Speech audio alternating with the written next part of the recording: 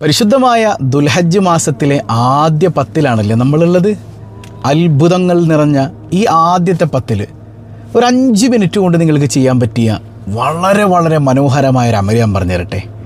2 റക്അത്ത് നിസ്കാരമേ ഉള്ളൂന്നേ. ഇതേതെങ്കിലും യൂട്യൂബിലെ മൊയ്ലിയാർ അവിടെ പറഞ്ഞത് ഇവിടെ പറഞ്ഞതൊന്നുമല്ല.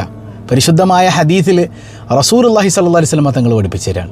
നിങ്ങളുടെ എത്ര വലിയ ആഗ്രഹങ്ങൾ നിറവേറാനും ജീവിതത്തിൽ എത്ര വലിയ പ്രതിസന്ധി മുമ്പിലുണ്ടെങ്കിലും, അത് കടക്കണിയാകട്ടെ, കല്യാണമാകട്ടെ, എന്ത് സംഗതി ആയിക്കോട്ടെ, ഒരു പ്രതിസന്ധി മുമ്പിലുണ്ടെങ്കിൽ 2 റക്അത്ത് നിസ്കാരത്തെക്കുറിച്ച് മുത്തനബി പഠിപ്പിക്കുന്നുണ്ട്. ആ നിസ്കാരം മാത്രമല്ല, ഒരത്ഭുത സൂറത്തും കൂടെ ഉണ്ട്. ഈ സൂറത്തും ഈ നിസ്കാരവും ഇത് രണ്ടും കൂടെ വന്നാലുണ്ടല്ലോ, നിങ്ങൾ ആഗ്രഹിക്കുന്നത് അള്ളാഹു നടത്തിത്തരൂന്ന് പഠിപ്പിക്കുന്നത് ആരാ? സയ്യിദുനാ റസൂലുള്ളാഹി സ്വല്ലല്ലാഹി അലൈഹി വസല്ലം തങ്ങളാണ്. അപ്പോൾ എത്ര മഹത്തരമായിരിക്കും അതിൻ്റെ അമൽ, ആ ഒരു അമലിൻ്റെ മഹത്വം എന്ന് പറയണത്. എത്ര അത്ഭുതമാണത്. അപ്പോൾ നമ്മളിതറിയാതെ നഷ്ടപ്പെടുത്തി കളഞ്ഞിട്ട് വല്ല കാര്യമുണ്ടോ? ഈ പരിശുദ്ധമായ ദിനരാത്രങ്ങൾ ഇങ്ങനെ കിട്ടുമ്പോൾ, പടച്ചോൻ നമ്മിലേക്ക് കൂടുതൽ അടുത്ത് വരുമ്പോൾ, ഈ അമൽ കൊണ്ട് അള്ളാഹുവിലേക്ക് അടുത്തിട്ട് നമ്മുടെ ആഗ്രഹങ്ങളൊക്കെ പടച്ചോനോട് പറയണം. ഒരുപാട് സങ്കടങ്ങളും ബുദ്ധിമുട്ടുകളും ഒക്കെ പല ആളുകളും പറഞ്ഞിട്ടുണ്ട്. എത്രയോ കൊല്ലമായി ഉസ്താദ് ഇന്നാലിന്ന രോഗം കൊണ്ട്, ക്യാൻസർ കൊണ്ട് പ്രയാസപ്പെടുകയെന്ന് പറഞ്ഞിട്ടുണ്ട്. മരുന്നുകളൊക്കെ കഴിക്കുന്നതോടൊപ്പം ഈ 2 റക്അത്ത് നിസ്കരിച്ചിട്ട് ഈ സൂറത്തും കൂടെ ഓതി നമുക്കൊന്ന് ദ്വാരുന്നൂടെ? അള്ളാഹ് കൈവിടൂലല്ലോ. 1000 രൂപ സമ്മാനമായി ലഭിക്കുന്ന ചോദ്യം വീഡിയോയിലുണ്ട്. മുഴുവനായി കാണുക, ഉത്തരം കമൻറ്റ് ചെയ്യുക, നാമുമായി ബന്ധപ്പെട്ട എല്ലാവർക്കും എത്തിച്ചു കൊടുക്കുക. അള്ളാഹു ഖൈറും ബറക്കത്തും നൽകി അനുഗ്രഹിക്കുമാറാകട്ടെ. അസ്സലാമു അലൈക്കും വറഹ്മത്തുള്ളാഹി വബറകാതുഹു. എന്തൊക്കെയുണ്ട് എല്ലാവരുടെയും വിശേഷം? സന്തോഷമല്ലേ? എവിടെ പുഞ്ചിരിച്ചു കൊണ്ടൊരു ഹംദ് പറഞ്ഞ് അൽഹംദുലില്ലാഹി റബ്ബിൽ ആലമീൻ. മാഷാ അല്ലാഹ്, ഈ ഒരു ഹംദിൻ്റെ ബറക്കത്ത് കൊണ്ട് ഹൃദ്യമായൊരു പ്രഭാതവും അതിമനോഹരമായൊരു ദിവസവും സമ്മാനമായി തന്ന് കരുണക്കടലായ നാഥൻ നമ്മെ അനുഗ്രഹിക്കുമാറാകട്ടെ. ഹാപ്പിയല്ലേ എല്ലാവരും? ഹാപ്പി ആയിരിക്കണം കേട്ടോ. പരിശുദ്ധമായ ദുൽഹജ്ജിലെ ആദ്യത്തെ 10-ലാണ് നമ്മളുള്ളത് അല്ലേ? പരിശുദ്ധ റമളാനിനേക്കാൾ ശ്രേഷ്ഠതയുള്ള 10, പരിശുദ്ധ റമളാനിലെ പകലുകളേക്കാൾ മഹത്വം നിറഞ്ഞ 10. ആ 10 സ്വബാഹുൽ ഖൈറിലാണ് നമ്മളിരിക്കുന്നത്. അള്ളാഹ്ക്ക് ഹംദ് പറഞ്ഞിട്ടാണ് നമ്മളിരിക്കണത്. ഇതിനേക്കാൾ വലിയ ഭാഗ്യം നമുക്കെന്താ വേണ്ടേ? നമ്മുടെ ജീവിതത്തിലെ മുഴുവൻ പ്രയാസങ്ങൾക്കും പരിഹാരം അള്ളാഹു തരൂലേ? സങ്കടങ്ങളൊക്കെ പടച്ചോ മാറ്റി തരൂലേ? ഉറപ്പല്ലേ? ആ ഉറപ്പിൻ്റെ ബോധ്യത്തോടുകൂടെ തന്നെ ഇരിക്കണം. എന്നാലും നമ്മുടെ ഈ കമൻറ്റ് ബോക്സിലൊക്കെ നോക്കുമ്പോഴേ ഒരുപാട് സങ്കടങ്ങളും ബുദ്ധിമുട്ടുകളും പ്രയാസങ്ങളൊക്കെ പലരും പറയാറുണ്ട്. ഉസ്താദ് എന്തോരം ദിക്റ് ചൊല്ലിയിട്ടും എന്തോരം ഇന്നാലിൻ്റെ കർമ്മങ്ങളൊക്കെ ചെയ്തിട്ടും ഒരു മാറ്റമില്ലല്ലോ അല്ലാഹ്, ഒരു മാറ്റമില്ലല്ലോ, ഉസ്താദൊന്ന് ദ്വാരക്കണം എന്നൊക്കെ പറഞ്ഞ് ഒരുപാട് കമൻറ്റുകൾ കാണാം. ഏതായാലും നമ്മുടെ ജീവിതത്തിലെ മുഴുവൻ പ്രയാസങ്ങളും നീങ്ങാനും എത്ര വലിയ ആഗ്രഹങ്ങൾ നിറവേറാനും ഹബീബായ സല്ലല്ലാഹി അലൈഹി വസല്ലം തങ്ങൾ തന്നെ നമുക്കൊരു അമൽ പഠിപ്പിച്ചു തരുന്നുണ്ട്. ഒരു നിസ്കാരമാണ്. ആ നിസ്കാരം കഴിഞ്ഞ ഉടൻ തന്നെ ഒരു സൂറത്തും കൂടെ ഓതാനുണ്ട്.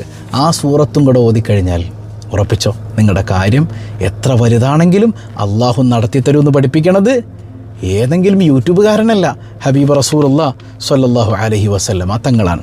ഏതായാലും ആ പരിശുദ്ധമായ ഹദീസ് നമുക്കൊന്ന് പഠിക്കാം അല്ലേ? ഖാല റസൂലുള്ളാഹി സ്വല്ലല്ലാഹു അലൈഹി വസല്ലം. എന്താണ് ആ ഹദീസിലുള്ളത്? മൻ കാനത് ലഹു ഇലല്ലാഹി ഹാജ.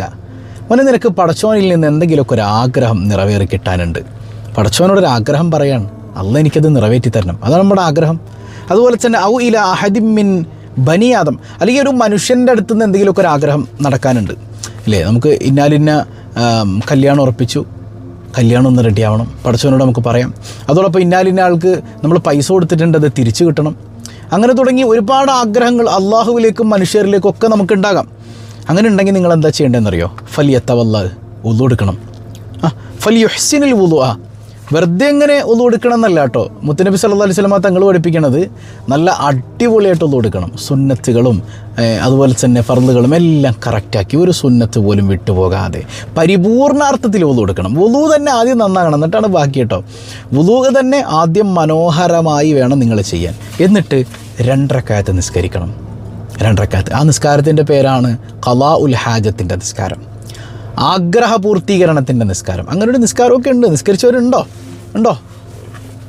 ഉണ്ട് അല്ലേ? മാഷാ അല്ലാഹ്, മാഷാ അല്ലാഹ്. എന്തായാലും അള്ളാഹു എല്ലാവർക്കും ബറക്കത്ത് ചെയ്യട്ടെ.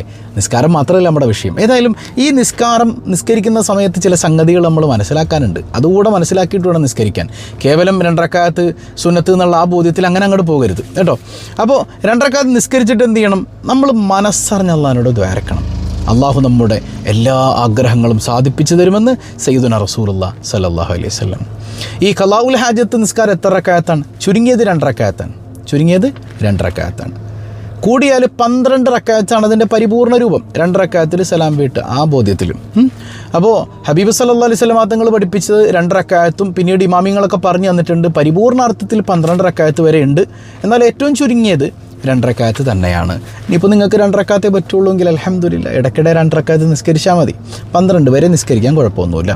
പ്രബലമായ അഭിപ്രായ പ്രകാരം 2 റക്അത്ത് തന്നെയാണ് ഹാജത്തിൻ്റെ നിസ്കാരം എന്ന് പറയുന്നത്. ഇരിക്കട്ടെ, ഇത് എപ്പോഴൊക്കെയാണ് നിസ്കരിക്കേണ്ടത്?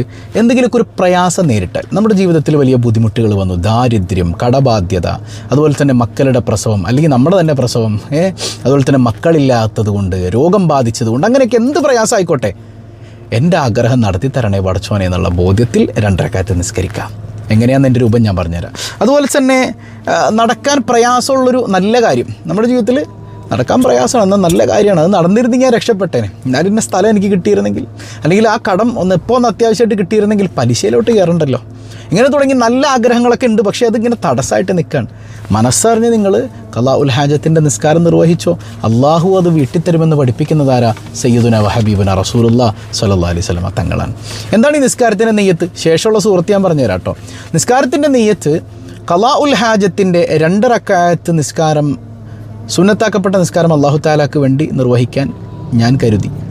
ഖിബിലക്ക് അഭിമുഖമായി എന്നൊക്കെ ചേർക്കാം. അൽഹംദുലില്ലാ അതൊക്കെ സുന്നത്താണ്. അപ്പോൾ ഖലാഉൽ ഹാജത്തിൻ്റെ സുന്നത്താക്കപ്പെട്ട 2 റക്അത്ത് നിസ്കാരം അല്ലാഹു തആലാക്ക് വേണ്ടി ഖിബിലക്ക് അഭിമുഖമായി നിസ്കരിക്കാൻ ഞാൻ കരുതി. എന്നിട്ട് എന്ത് ചെയ്യാം? തക്ബീർ കെട്ടണം. സാധാരണ തക്ബീർ കെട്ടുന്നത് പോലെ തന്നെ കേട്ട അല്ലാഹു അക്ബർ എന്ന് പറഞ്ഞ് തക്ബീർ കെട്ടാം. തക്ബീറിന് ശേഷം തക്ബീറത്തുൽ ഇഹ്റാമിന് ശേഷം വജ്ജഹത്ത് ഓതുക. വജ്ജഹത്തിന് ശേഷം ഫാത്തിഹ ഓതുക. ഫാത്തിഹയ്ക്ക് ശേഷം അറിയുന്ന ഏതെങ്കിലും ഒരു സൂറത്ത്, ഏറ്റവും നല്ലത് ഖുൽ യാ അയ്യുഹൽ കാഫിറൂൻ സൂറത്ത് ഓതുക. ബാക്കിയുള്ള നിസ്കാരം അങ്ങനെ തന്നെ. 2ാമത്തെ റക്അത്തിലേക്ക് എഴുന്നേറ്റ് വരിക. ശേഷം തക്ബീർ കെട്ടിയതിന് ശേഷം ഫാത്തിഹ സൂറത്ത് ഓതുക. ഫാത്തിഹയ്ക്ക് ശേഷം ഏതെങ്കിലും ഒരു സൂറത്താണ്, പക്ഷേ ഏറ്റവും നല്ലത് ഖുൽ ഹുവല്ലാഹു അഹദ് സൂറത്തുൽ ഇഖ്ലാസ് ഓതൽ തന്നെയാണ്. എന്നിട്ട് എന്ത് ചെയ്യുക? പരിപൂർണ്ണാർത്ഥത്തിൽ നിസ്കരിക്കുക. നിസ്കരിച്ച് സലാം വീട്ടിയ ഉടൻ തന്നെ അൽഹംദുലില്ലാഹി റബ്ബിൽ ആലമീൻ ഹംദ് പറയാം. പിന്നെ സ്വലാത്ത് അല്ലാഹുമ്മ സ്വല്ലി അലാ സയ്യിദിന മുഹമ്മദിൻ വഅലാ ആലി സയ്യിദിന മുഹമ്മദ്. എന്നിട്ട് നിങ്ങളുടെ ആവശ്യങ്ങൾ അല്ലാഹുവിനോട് പറയാം. പടച്ചോനെ, ഞാൻ ഈ നിസ്കരിച്ചത് എന്തിനാണെന്ന് നിനക്കറിയാമല്ലോ അല്ലാ. കല്യാണം കഴിഞ്ഞിട്ട് ഇത്രയും കൊല്ലമായി മക്കളില്ലല്ലോ പടച്ചോനെ, അല്ലെങ്കിൽ എൻ്റെ മക്കൾ നന്നാവണില്ലല്ല. എന്തോരം ദ്വാരക്കനുണ്ടല്ല ഞാൻ. എൻ്റെ പിള്ളേരൊന്ന് നന്നാക്കി തരണേ അല്ല. അല്ലെങ്കിൽ എൻ്റെ മോൾക്ക് വിവാഹപ്രായത്തി പടച്ചോനെ ഒരു നല്ല ഇണയെ തരണേ അല്ല. അല്ലെങ്കിൽ പടച്ചോനെ മാരക രോഗമാണല്ലോ, എത്ര കൊല്ലമായി ക്യാൻസർ കൊണ്ട് ഞാൻ ബുദ്ധിമുട്ടാണ്, ഒന്ന് ഷിഫയാക്കി തരണേ അല്ല. നിന്നോടല്ലാതെ ആരോട് ചോദിക്കാനാണല്ല. എൻ്റെ ആഗ്രഹം നീയല്ലാതെ ആര് നിറവേറ്റി തരാനാണല്ല.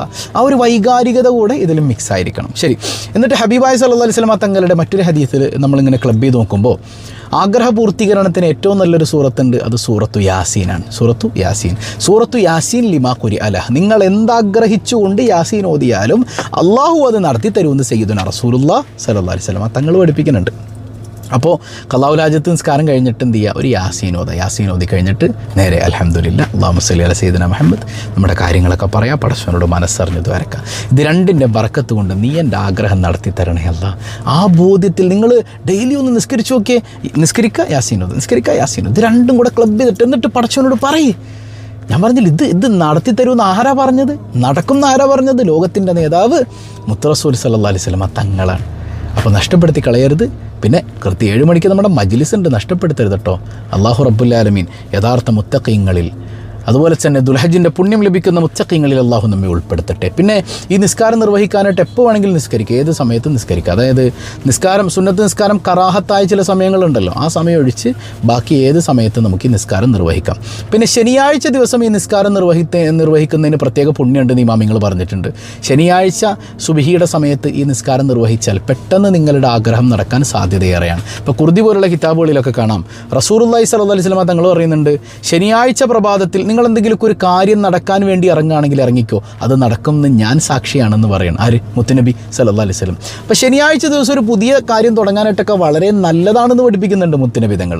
അതുകൊണ്ട് തന്നെ ശനിയാഴ്ച രാവിലെ സുബഹിസ്കാരം കഴിഞ്ഞിട്ട് അല്ലെങ്കിൽ സുബഹിയുടെ സമയത്ത് ബാങ്ക് വിളിച്ചിട്ട് സുബഹി നിസ്കരിക്കണതിന് മുമ്പായിക്കോട്ടെ എന്ത് ചെയ്യാം? ഈ 2 റക്അത്ത് നിസ്കരിച്ചിട്ട് നിങ്ങൾ അള്ളാഹിനോട് ദ്വാരുന്നാൽ യാസീനും കൂടെ ഉണ്ടെങ്കിലും മനോഹരമായിരിക്കും. നിങ്ങളുടെ കാര്യം അള്ളാഹു നടത്തി തരുമെന്ന് അള്ളാഹുവിൻ്റെ സ്വാലിഹ്യങ്ങൾ പഠിപ്പിക്കുന്നുണ്ട്. മനസ്സിലായോ? ഇത് പതിവാക്കൂലേ? അള്ളാഹു തൗഫീക്ക് നൽകി അനുഗ്രഹിക്കട്ടെ. ഒരു യാത്രാമധ്യയിലാണ് ഞാനും ഇരിക്കുന്നത്, അതുകൊണ്ട് വിശാലമായിട്ട് ഇങ്ങനെ പറയാനും പറ്റണില്ല. നിങ്ങൾക്ക് അതിന് കാര്യം പിടികിട്ടിയല്ലോ. അള്ളാഹു പരിപൂർണ്ണ അർത്ഥത്തിൽ അമൽ ചെയ്യാൻ നമുക്ക് തൗഫീക്ക് നൽകട്ടെ. ഇന്നലെ നമ്മൾ ചോദിച്ചു ഇബ്രാഹിം നബി അലൈഹി സ്വലാമിൻ്റെ പിതാവിൻ്റെ പേരെന്താണ്? എല്ലാവരും ആസർ എന്നാണ് കമൻറ്റ് ചെയ്തത്. ആസർ ഖുർആനിൽ അബ് എന്ന് പ്രയോഗിച്ചിട്ടുണ്ടെങ്കിലും അത് നേരെ വാപ്പയല്ല, അത് പിതൃ സഹോദരനാണ്, വാപ്പയുടെ സഹോദരനാണ്. കാരണം ഇബ്രാഹിം നബി അലൈഹി സ്വലാത്തു വസ്സലാമിൻ്റെ പരമ്പര പരിശുദ്ധമാണ്. കാരണം മുത്തുനബി സല്ലല്ലാഹു അലൈഹി വസല്ലമ തങ്ങളിലേക്ക് വന്ന പരമ്പരയാണല്ലോ, അപ്പോൾ അത് പരിശുദ്ധമായിരിക്കണം. അപ്പോൾ ആസർ എന്ന് പറയുന്ന ആൾ വിഗ്രഹാരാധകനാണ്, അപ്പോൾ പരമ്പരയിൽ പരിശുദ്ധി നഷ്ടപ്പെടും. അപ്പോൾ ആരാണ് അത്? ഇമാമിങ്ങൾ പഠിപ്പിച്ച് തന്നിട്ടുണ്ട്. ഇബ്രാഹിം നബിയുടെ ബാപ്പയുടെ പേര് താറഹ് എന്നാണ്. താറഹ് മനസ്സിലായോ? താറഹ് എന്നാണ്.